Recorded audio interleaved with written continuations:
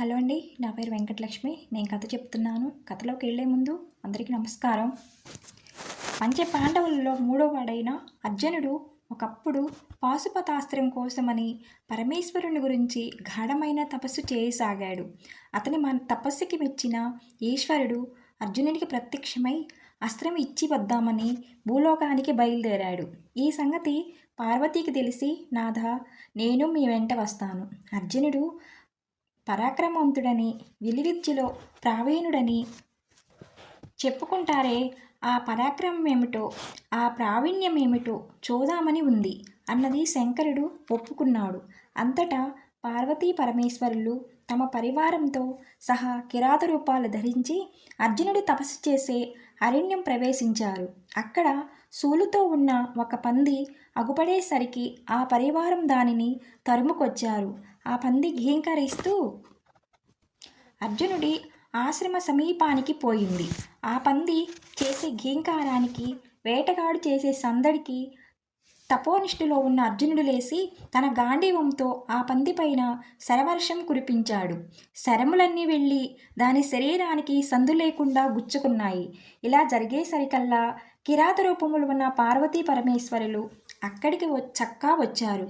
మా పరివారం వేటాడబోయిన పంది మీద బాణాలు వేయటానికి నీవెవరవు అన్నాడు శంకరుడు. అందుకు అర్జునుడు, గొప్ప ప్రశ్న వేశావే, తపోభంగం చేయవచ్చిన మృగాన్ని తగిలేక ఊరుకుంటారా అంటూ బదులు చెప్పాడు. దానితో మాట రెచ్చిపోయి కలహం ప్రారంభమైంది. అది క్రమంగా ఒక యుద్ధంగా పరిణమించింది. ఆ యుద్ధంలో సవ్యసాచి తన గాంధీవాన్ని అనేక విధాలా ప్రయోగించేసరికి అతని విలువిద్యా ప్రావీణ్యం ఎటువంటిదో పార్వతి కళ్ళవేడుకగా చూసింది. అప్పుడు కిరాత రూపంలో ఉన్న ఈశ్వరుడు యుద్ధం చాలించి తన నిజ రూపంలో ప్రత్యక్షమయ్యి తమ సంకల్పాన్ని వెల్లడించగా అర్జునుడు చాలా సంతోషించాడు. ఆ సమయంలో దాక్కొని ఉన్న పంది పాపం ప్రసవవేదన, మరణవేదన కూడా అనుభవిస్తూ మూలుగుతూ ఉన్నది. దాన్ని చూసి పార్వతీదేవికి జాలి వేసింది. ఆమెతో ఆ పంది, అమ్మ, బాణపు దెబ్బలు తగిలి నా కడుపులో పిల్లలన్నీ చచ్చిపోయినాయి. ఇక నేను మాత్రం బ్రతికి ఏమి చేయాలి? కాబట్టి దయవుంచి ఈ బాణాలు నా ఒంటి నుండి ఊడలాగినట్టయితే ఆ వెంటనే నా ప్రాణాలు పోతాయి. ఈ మేలు చేసి పుణ్యం కట్టుకో తల్లి అని దీనంగా ప్రార్థించింది. అప్పుడు పరమేశ్వరుడు దానితో, పోయి సూకరమా, నీకు గుచ్చుకున్న శరములు సామాన్యమైనవి కావు. అవి అర్జునుడి గాంధీవంలో నుంచి వదలబడిన అమోఘమైన శరములు.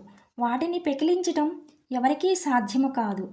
ఈ శరములన్నీ నీ శరీరానికి అందమిచ్చే సహజసిద్ధమైన వాడిముండ్లుగా మారుస్తున్నాను. ఇంతటి నుండి నిన్ను ఏదుపంది లేక ముళ్ళపంది అని ఒక ప్రత్యేక జాతిగా వేర్పడి ఉంటుంది.